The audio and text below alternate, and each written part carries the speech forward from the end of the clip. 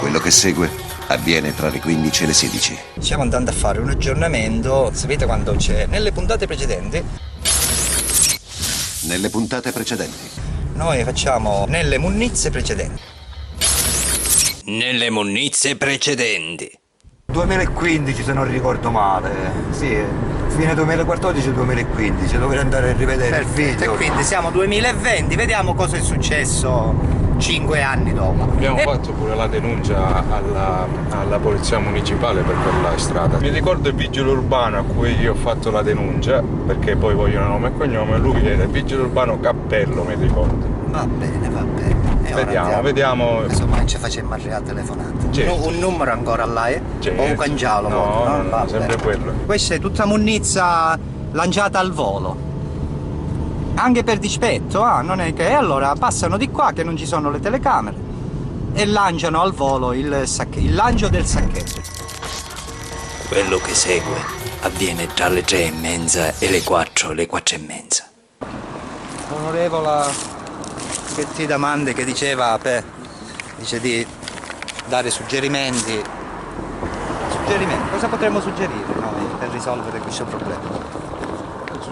Io suggerirei la strategia di emulazione, perché noi dobbiamo comunque far emulare le buone pratiche, buoni esempi, anche questo di denunciare, di tenere alta l'attenzione. L'emulazione delle buone maniere, Vedi, per esempio, no? Cioè, vabbè che dice il vetro ha un valore, perché dice che un vetro lo fabbricano, cioè non gli interessa riciclarlo anche alle fabbriche, no? Che dice che...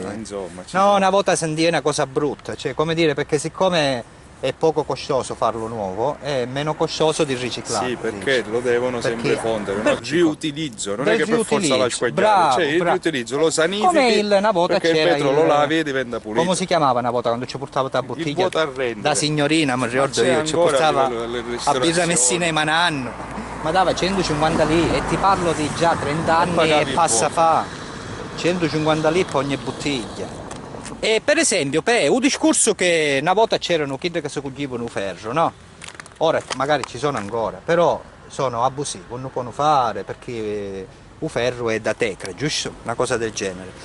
Ma però è per pere, cioè, ma se mettiamo caso, non si può organizzare, a proposito di idee, organizzare tipo una cosa di mettere queste persone o tramite il reddito di cittadinanza, o di metterli in condizione di lei va a cogliere un vitro per esempio, voi a vendere e ne usufruite voi, oltre che aiutarli col reddito di cittadinanza. Ma si potrebbero fare, certamente mancano dei protocolli, degli accordi tra per esempio il comune e queste aziende che riciclano i materiali, almeno i materiali diciamo più evidenti, quelli che si possono raccogliere come plastica. Guarda qua cosa c'è.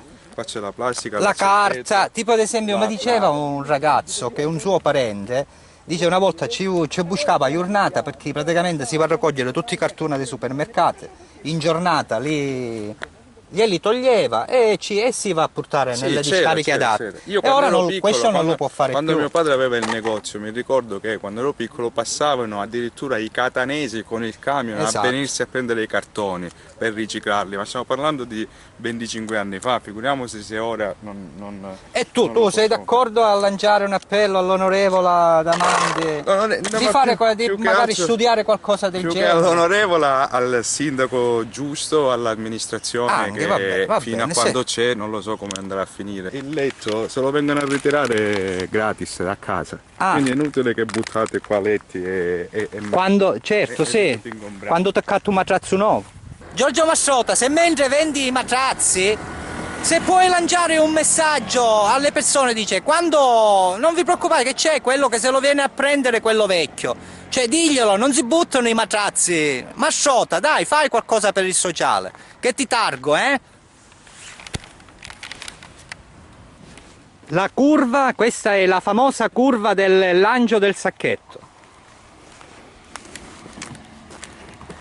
Peppe, non ti fare mestere,